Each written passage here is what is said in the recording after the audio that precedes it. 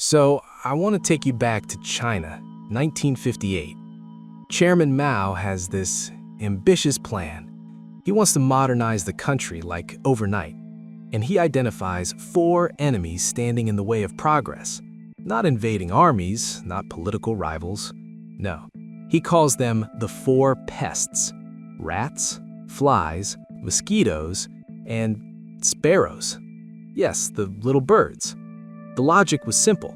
Sparrows eat grain. Mao did the math and said, if we kill the birds, we save the grain, and nobody goes hungry. It sounds simple on paper, right? So the government mobilizes the entire country. I mean, everyone. They didn't just shoot them. They came up with this psychological warfare against birds. People would go out with pots and pans, drums, anything that made noise, and they would bang them constantly. The idea was to keep the sparrows in the air, just never let them land. Imagine being a bird, terrified, flying for hours until you literally drop out of the sky from exhaustion. And it worked. Oh man, did it work.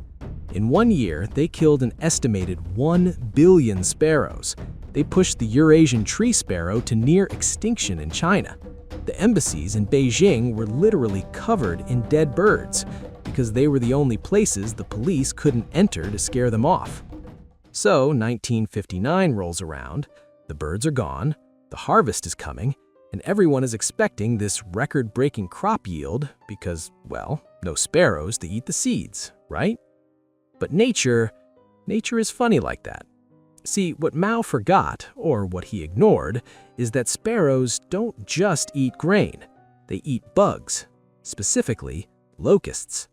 Without the sparrows, the locust population didn't just grow, it exploded. It became a plague of biblical proportions.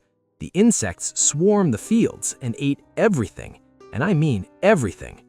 The result wasn't a surplus, it was the Great Chinese Famine. Historians estimate that between 15 and 45 million people died. And the twist? The tragic, ironic twist at the end? Mao eventually realized his mistake. He quietly took sparrows off the list of pests.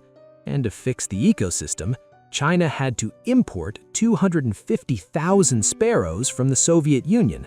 They had to re-import the enemy just to save themselves from the bugs.